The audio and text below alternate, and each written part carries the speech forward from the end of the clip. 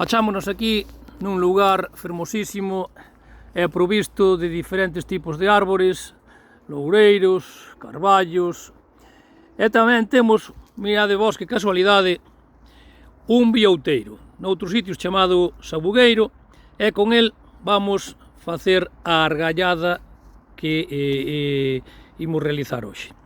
Para iso temos que coller o anaco de biouteiro, temos que cortalo, ou tratar de que o biouteiro sexa o máis recto posible, e imos facer o tiratacos.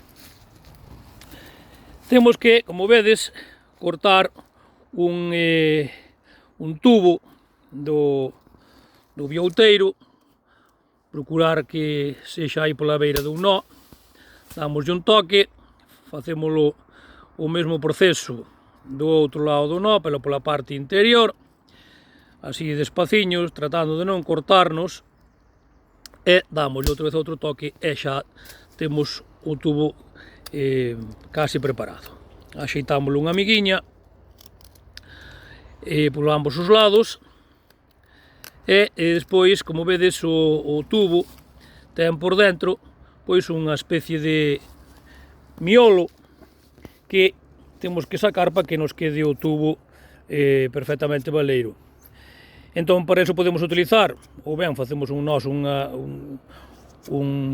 ferriño, ou senón, mesmamente, cun arame, temos que facerlle varias incisións para que vaya saindo todo ese miolo que ten dentro, ata que quede completamente baleiro. Vedes que é un proceso totalmente doado, e despois teríamos que realizar pois unha baqueta de, por exemplo, de uzo ou de toxo que seña ben reta e que nos caiba no burato do tubo.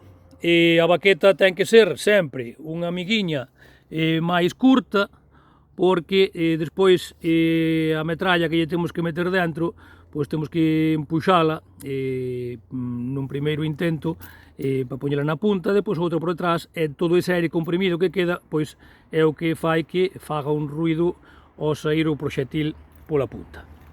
Ben, como falábamos antes, temos aquí tamén cerquiña pois un loureiro, que xusto nesta época de finais do verán, pois é cando empezan a botar pois o que nós necesitamos para facer de metralla, que son as lorvagas. Vedelas aí que hai nas diferentes, negras ou brancas, dependendo da súa madureza.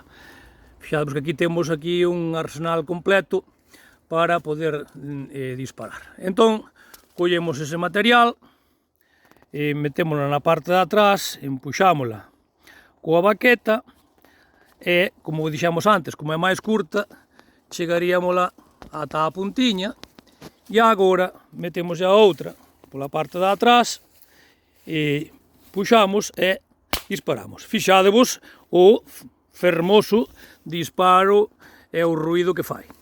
Isto é o que lles facía graza aos rapaciños daquela. Ben, e así estaría feito o que é o noso tiratacos, noutros sitios chamados psiquitraque.